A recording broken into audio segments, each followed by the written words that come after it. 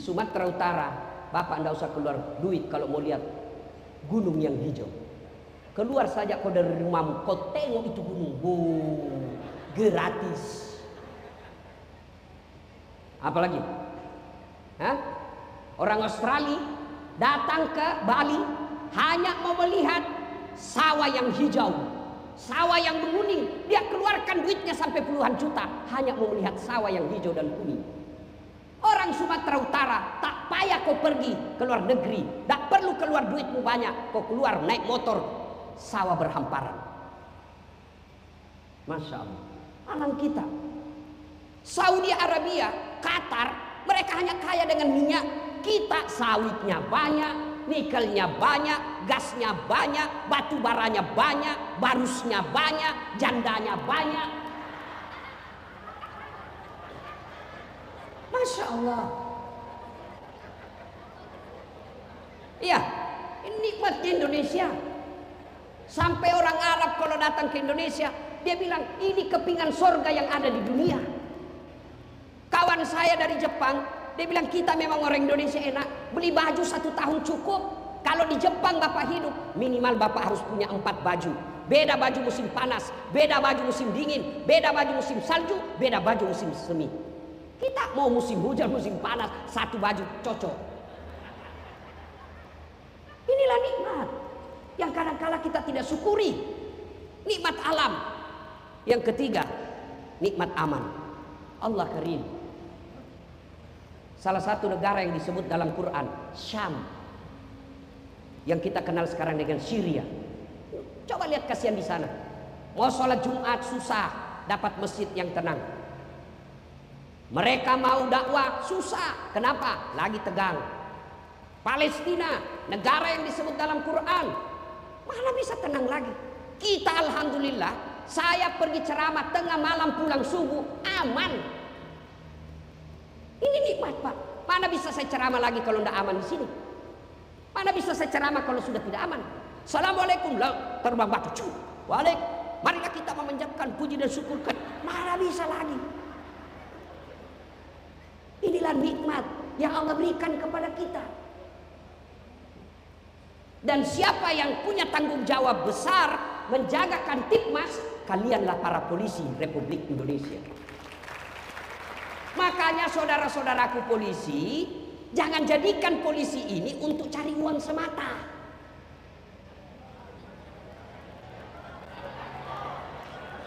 Kau yang tadi bilang gaspol toh? Alhamdulillah, polisi secara berjenjang dapat gaji, dapat tunjangan, dapat kenaikan pangkat. Tapi kalau Bapak kejar itu, Bapak rugi. Polisi 40 tahun, tapi di akhirat tidak dapat bagian. Tapi kalau Bapak niat, saya menjadi polisi supaya pilkada damai di Sumatera Utara, supaya orang bisa beribadah dengan baik, orang Nasrani bisa ke gereja, orang Islam bisa ke masjid, orang Hindu bisa ke wihara, mereka saya jaga keamanannya supaya mereka beribadah, maka itu Bapak dapat pahala dunia sampai akhir. Tapi kalau Bapak cari duit hanya di pangkat jabatan, Bapak duit dapat, tapi di akhirat mana pahala saya 40 tahun jadi polisi? Kata malaikat, kau bohong. Kau kan dulu cari duit sama pangkat. Kau sudah dapat duit sama pangkatmu, ya tidak ada lagi pahalamu di dunia. Nikmati aja gajinya Pak. Pak, nikmati gajinya. Bagaimana caranya? Jangan setengah mati kau kumpul, siksak supaya bisa sekolah. Dapat lagi sekolah, kumpul lagi, dapat jabatan. Dapat jabatan, kumpul lagi, dapat sekolah lagi. Kapan kau nikmati uangmu?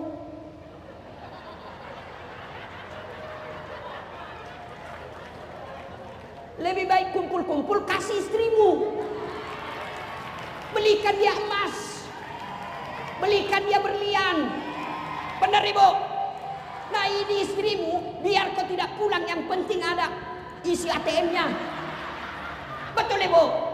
Kau tidak percaya dengar, biar tidak pula yang penting ada uangmu dia cari. Daripada, ya saudaraku, nih, kayak kita kembali lagi tentang satu pesan. Yang kedua, Nabi pernah bersabda, Atadruna manil muflis? Saudara-saudara sekalian, kau tahu enggak siapa yang bangkrut di akhirat kelak? Kata sahabat, yang tidak sholat ya Rasul. Oh, dia sholat 5 waktu bagus, sholat sunnahnya ada. Yang tidak puasa Ramadan ya Rasul. Oh, dia puasa Ramadan, Senin Kamis dia lancar puasa sunnahnya. Yang tidak bayar zakat ya Rasul, dia bayar zakat harta, zakat fitrah. Oh, mungkin yang tidak haji padahal sudah mampu. Oh, dia haji, bahkan hampir tiap tahun dia pergi umroh. Oh, kalau begitu siapa yang bangkrut ya Rasul? Dengar, siapa yang bangkrut ya Rasul? Nabi jawab, jarusu wa hatiur rahim, tetangga yang jahat sama tetangganya dan yang memutuskan tali persaudaraan. Kenapa dia bangkrut? Kata sahabat, bagaimana caranya? Kok bisa bangkrut ya Rasul? Dia kan baik ibadahnya. Kata Nabi, benar, hubungannya kepada Allah baik, hablum minallahnya baik, sayang hablum minannasnya rusak. Apa itu? Ketika dia setor sholatnya, ya Allah ini sholatku. Datang teman kantornya, tunggu dulu. Dia memang rajin sholat.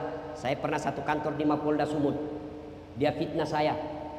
Gara-gara fitnahnya saya dimutasi non job. Saya minta keadilan. Allah berfirman, ya sudah, ambil sholatnya 12 tahun. Dia setor lagi puasanya, ya Allah ini puasaku. Datang lagi, tunggu dulu. Saya juga pernah bertetangga itu. Saya pernah difitnah. Katanya anakku yang keriting rambutnya bukan anaknya suamiku, karena suamiku lurus rambutnya. Gara-gara fitnahnya saya diusir dari komplek. Saya minta keadilan. Allah berfirman, ya sudah, ambil sholatnya 12 tahun. Dia setor semua amalnya. Terakhir habis pahalanya. Habis, masih ada yang datang. Saya juga pernah itu, sama-sama caleg. Dia kirim di medsos berita bohong, dia kirim di medsos fitnah. Akhirnya saya bangkrut, sudah jual sawah tidak terpilih gara-gara fitnahnya dia. Saya minta keadilan. Orang ini berkata, ya Allah bagaimana lagi caranya, sudah habis amalku. Kata Allah, tidak ada kebatilan yang tidak ada balasannya hari ini. Supaya adil, ambil dosanya orang yang pernah kau sakiti. Itu yang disebut bangkrut. Habis kebaikannya hubungan kepada Allah, hubungannya kepada manusia jelek, habis. Nah, sekarang apa penyebab putusnya persaudaraan? Satu, pilkada. Saya biasa bingung lihat orang, Pak. Kenapa tegang sekali lewat ini pilkada? Ini pergantian kekuasaan sunnatullah. Kenapa kita ini rakyat mau ribut-ribut? Tapi sebenarnya rakyat ini tidak mau ribut, Pak PJ. Tidak ada ini Pak Pangdam mau ribut, tidak ada. Rakyat ini hanya nunggu serangan fajar.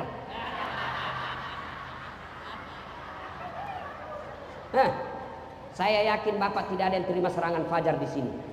Tapi saya curiga ada yang membantu menurunkan dan membagi-bagi serangan fajar. Yang membuat kadang-kala rusuh pilkada ini Pak, tim sukses. Karena selalu saya bilang calon. Jangan Bapak, masih ingat Pilpres 2019? Masih ingat Ibu? Siapa yang bertanding mau jadi presiden? 2019 Pak, siapa? Bapak Prabowo dengan Bapak Joko Widodo.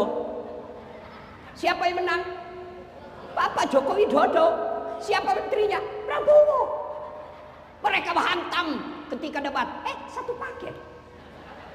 Kalian 2019 sampai sekarang masih baku musuh temanmu gara-gara beda pilpres. Itulah aslinya beleng-beleng.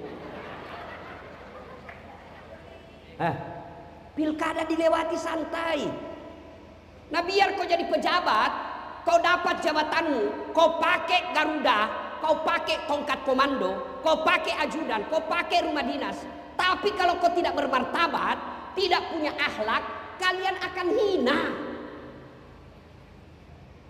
Saya ingatkan alam memori kita. Ibu bapak kenal Fir'aun? Tahu?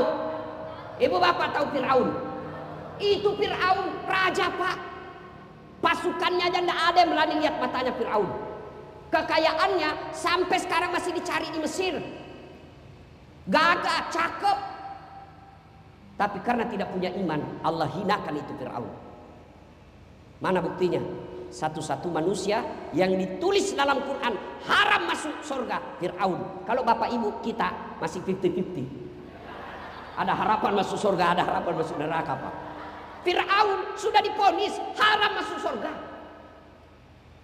Apa cukup sampai di situ murka Allah laknatnya kepada Fir'aun? Tidak, sampai detik ini tidak ada yang suka itu namanya Fir'aun. Mana buktinya? Tidak ada satupun warga Polri mau kasih nama anaknya Fir'aun. Jangankan kasih nama, bapak dituduh aja Fir'aun, marah pak.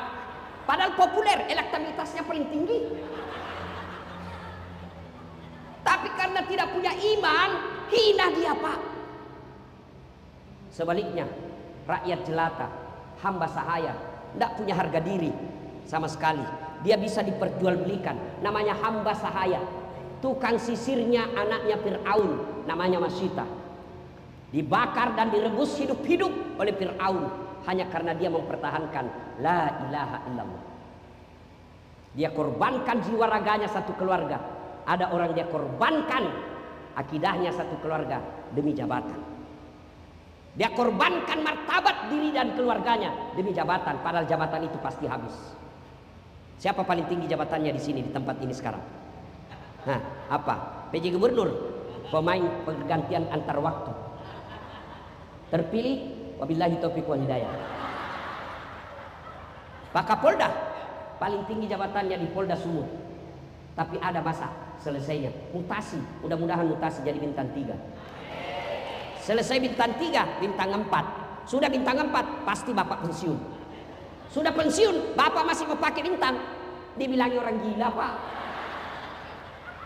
Ayo, tentara paling tinggi pangkatnya di sini, Pak Pangdam, bintang 3.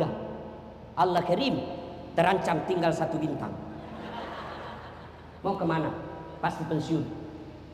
Apa yang kita mau ributkan dengan jabatan? Itu aja jabatannya diperebutkan. Kita yang rakyat biasa, ngapain ribut? Pergantian jabatan santai. Yang saya jengkel Pak Jenderal, saya jengkel betul kalau ada tim sukses, politisi, partisan yang mengacak-acak persatuan. Kenapa? Saya lah ini Pak, paling repot Sabang sampai Merauke. Saya rasakan bagaimana naik perahu di samping kiri kanan ada buaya berjemur. Saya rasakan berjam-jam naik mobil tikungan kiri kanan sampai saya sakit. Saya pernah rasakan sakit 4 bulan, 6 bulan tidak bisa kemana-mana karena saya tertular virus dari Mike. Untuk apa? Agar kita tetap damai di Indonesia. Saya ajak teman-teman pendeta, saya ajak teman-teman Buddha, saya ajak teman-teman biku. Ayo kita sama-sama jaga persaudaraan Indonesia karena di sini kita lahir, di sini kita bekerja. Saya paling benci lihat itu mereka yang pejabat hanya karena jabatan sementara dia menghalalkan segala cara mengancam persaudaraan. Biar tinggi jabatan kalau menghalalkan segala cara berakhir dengan kehinaan. Percaya saudaraku, tidak ada jabatan yang diraih dengan menghalalkan segala cara kecuali berakhir dengan kehinaan. Pasti. Dosa Allah ampuni kalau dosa pribadi. Tapi kalau zolim, Allah yang turun tangan menghancurkannya. Zolim itu berkaitan dengan kekuasaan. Salah satu zolim diantaranya adalah memotong uang keamanan pilkada.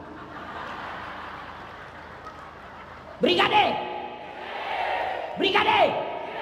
Nah itu kasihan, itu brimob itu kasihan. Bau matahari, dipotong pulang honor pengamanan. Laporan di Polda 150, uang makan sampai di lapangan 25.000. Sudahlah, saya tahu semua nasibmu deh. Itu namanya zolim.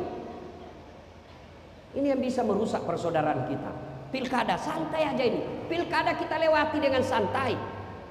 Jangan cemas. Nah, di mana perannya perempuan? Ini penting. Penting peranan istri. Rem-rem suamimu. Ketika dia mulai hilap, rem dia ketika kau tidur. Jangan malah menjadi provokator. Apa perempuan berpengaruh? Sangat pengaruh. Apalagi kalau suaminya sudah suami takut istri. Mana ada polisi tidak takut sama istrinya? Sudahlah, saudara aku tahu kita semua. Dia bilang teman saya polisi, sebenarnya kami tidak takut sama istri Ustaz. Cuma ini istri sedikit-sedikit melapor sama istrinya komandan. Dan istrinya komandan juga, ternyata komandan juga takut sama istrinya.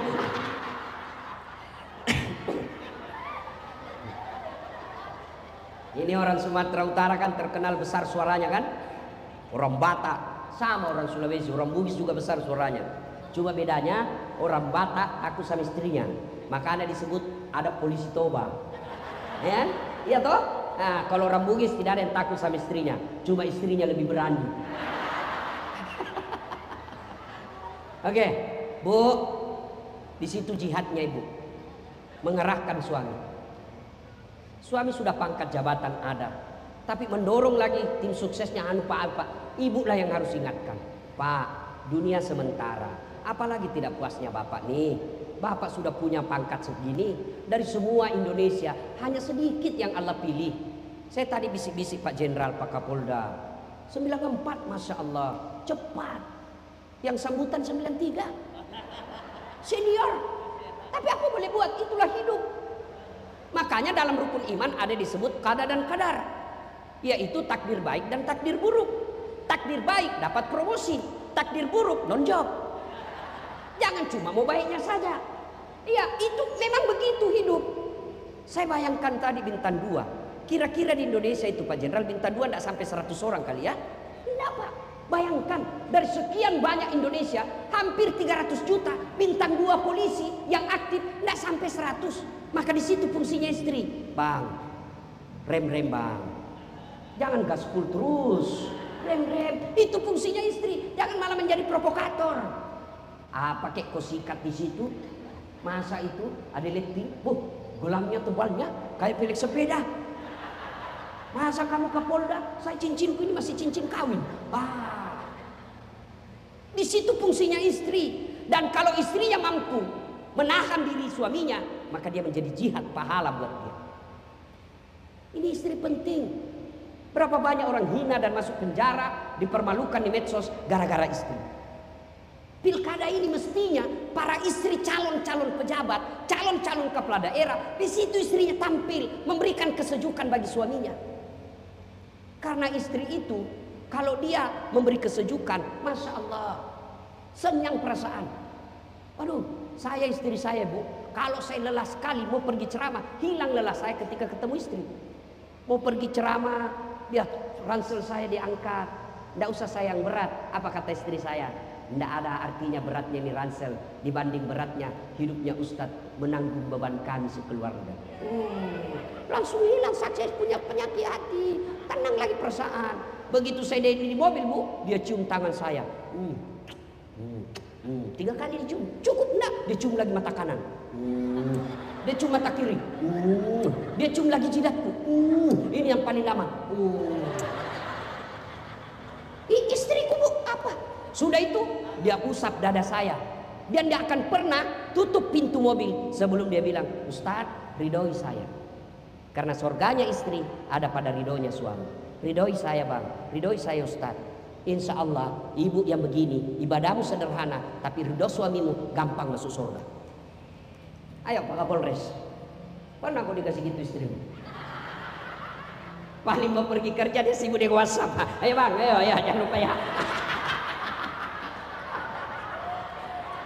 Jangan marah ya Bu ya, jangan marah ya Bu. Ini tujuannya dakwah Ibu. Coba Ibu, saya mau tanya Ibu, saya mau tanya Ibu. Kenapa Ibu bisa hadir di tempat ini? Nah, karena suamimu polisi. Coba kalau suamimu Satpol PP, kok nggak ada di sini? Kenapa Ibu baris paling depan? Karena Ibu istri-istri pejabat utama. Cara syukuri, jaga suamimu. Pilkada, jangan bang. Jangan berpihak, jangan sampai kita disebut partai coklat.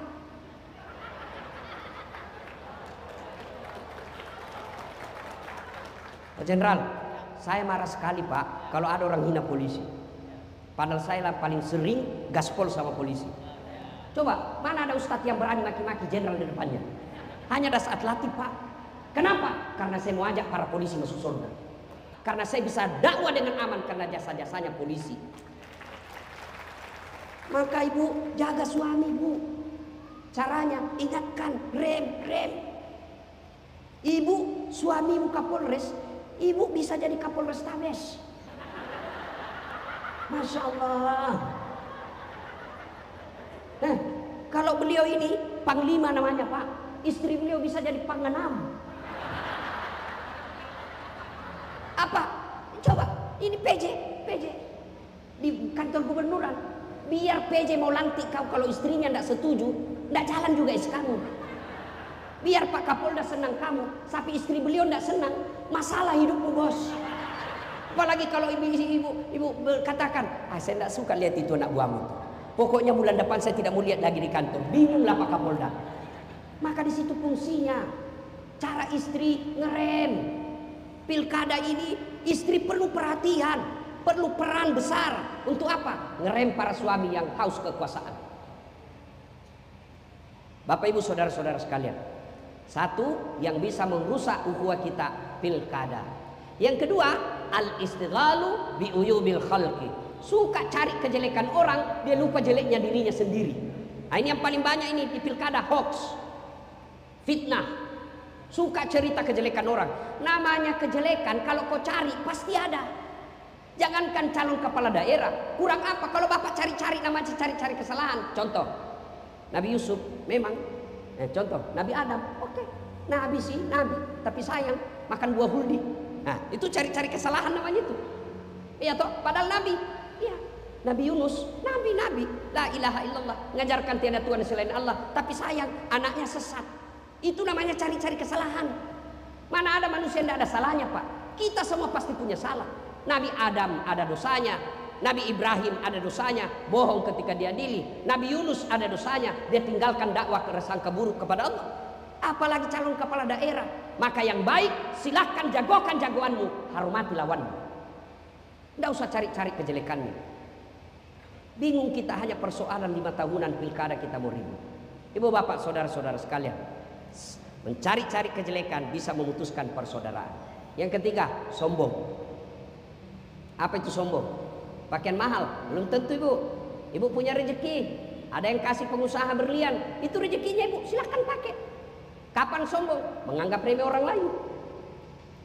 Nah, ibu pakai emas, ada yang datang dilihat terus gelangnya.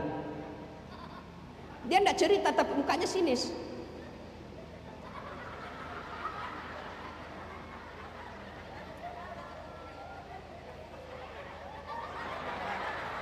Apa? Palsu. Kok tahu? Itu berbekas di tangannya. Itu baru sombong, nganggap remeh orang lain. Para kombes, bapak pakai krokodil, baju buaya, itu rezekinya bapak, silahkan. Katanya kalau asli kepalanya menghadap keluar. Kalau palsu menghadap ke dalam, buahnya darat ya pak. Harga 3-4 juta, pakai pak, rezekinya bapak. Kapan bapak sombong? Menganggap remeh baju orang lain. Kau tahu ini 4 juta ini. Kamu tidak bisa kau beli, sombong. Apa yang menyebabkan datangnya sombong? Kata Nabi, 1, tambahnya kekuasaan. Apa yang mau disombongkan dengan kekuasaan pak? Paling tinggi kekuasaan di Indonesia presiden. Siapa dulu presiden? Bapak Joko Widodo. Selesai pak, Prabowo lagi. Selesai. Apa yang mau disombongkan? Apalagi kata Nabi, penyebab datangnya kesombongan, bertambahnya ilmu. Ustadz, ada misalnya ada atlet mau sombong, banyak gelarnya, banyak followernya. Viewer saya di YouTube sudah hampir 16 juta, lebih banyak dari jumlah Indonesia. Mau sombong? Ya kau sombong dasar, kau bisa ceramah karena ada yang nonton. Coba kalau saya di sini ceramah 2 jam berapi-api, tidak ada yang nonton. Lewat Pak Pangdam, sudah lama sakit itu Ustaz. Apa yang kita mau sombongkan? Ya, maksud saya santai aja menikapi perbedaan ini. Sholat aja berbeda-beda boleh. Coba ibu, kalau orang sholat ibu coba lihat, Allahu Akbar. Nah, meletakkan telapak tangan setelah takbiratul ihram, berbeda pendapat ulama. 1 di atas dada begini, ya, Allahu Akbar. Pendapat ulama kedua antara dada dengan pusat. Pendapat ketiga Allahu Akbar di atas pusat, pas di atas pusat.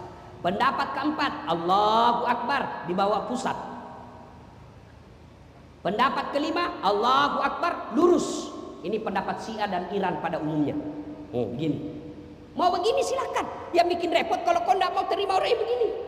Orang begini kok. Batal sholatmu. Mau begini silakan, mau begini silakan, mau begini silakan, mau begini juga silakan.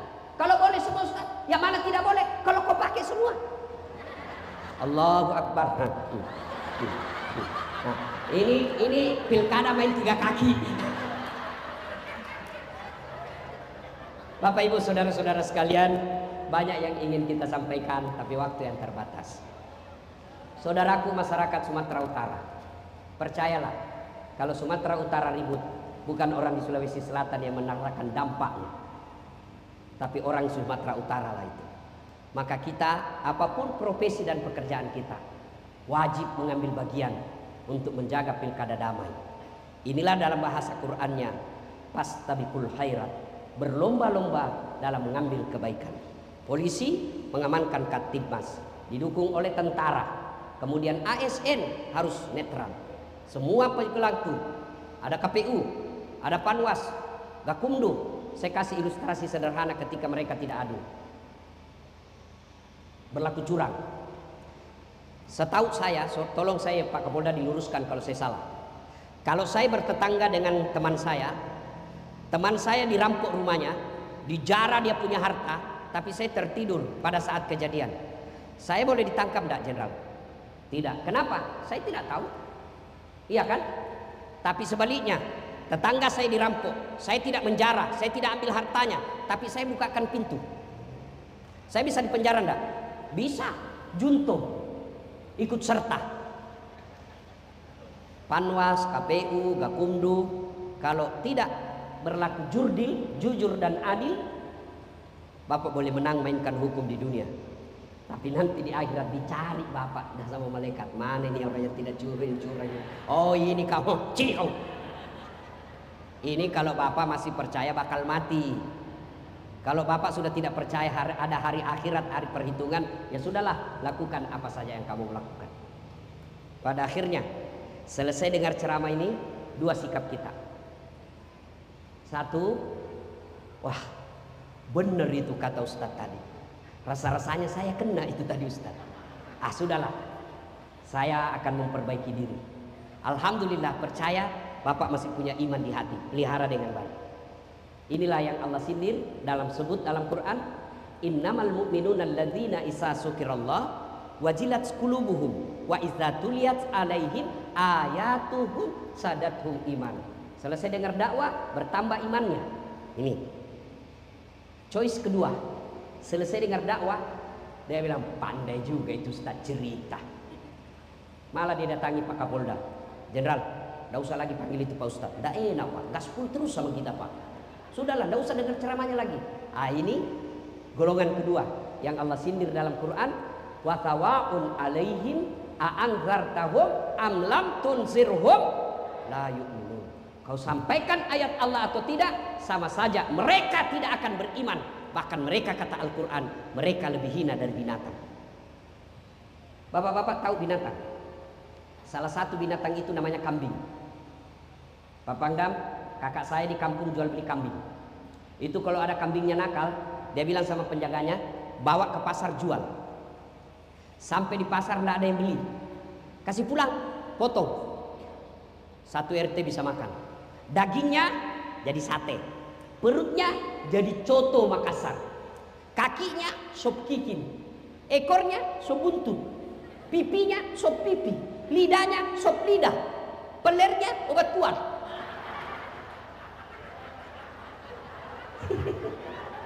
Iya toh? Iya, kambing nakal jual, tidak ada yang beli, potong, kita nikmati sama-sama. Tapi kalau ada aparat pelaksana pemilu tidak baik akhlaknya, mau diapa? Jual, siapa yang mau beli? Masuk penjara pun masih makan uang, dipotong, siapa yang mau makan? Itulah makna dari ayat mereka lebih hina dari binatang. Pak Kapolda tidak mau masyarakat Sumatera Utara mencap diri lebih hina dari binatang, maka diundanglah Dasat Latif datang ke tempat ini untuk menggugah kita semua. Bukan berarti saya yang paling cerdas di sini. Ada ketua majelis ulama di sini, ada para guru di sini.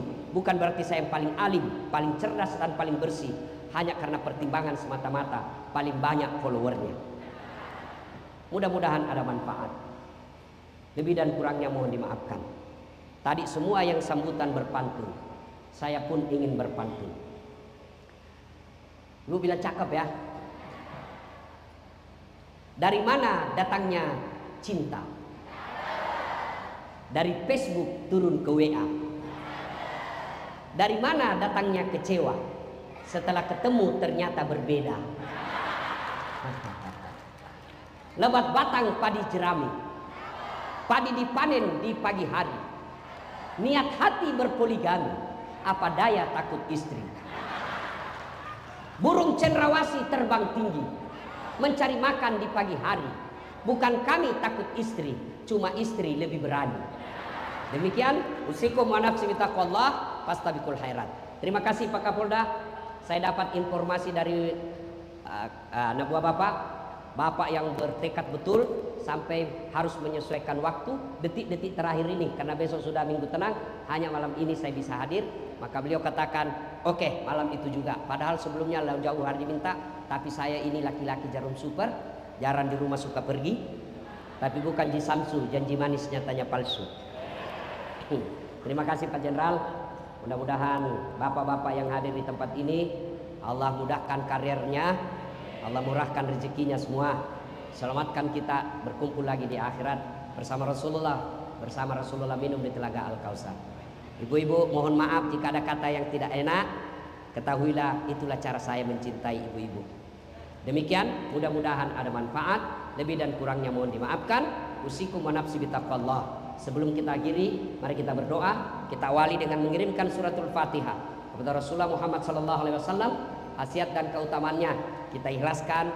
Mudah-mudahan bapak-bapak polisi, ibu-ibu poluan yang mengantar TPS besok mulai bekerja ke seluruh pelosok Provinsi Sumatera Utara dilindungi dalam perjalanan, disehatkan dalam perjalanan, dan dijadikan pekerjaannya amal jariah. Lahadatin Nabi Mustafa Muhammad SAW. Al-Fatihah.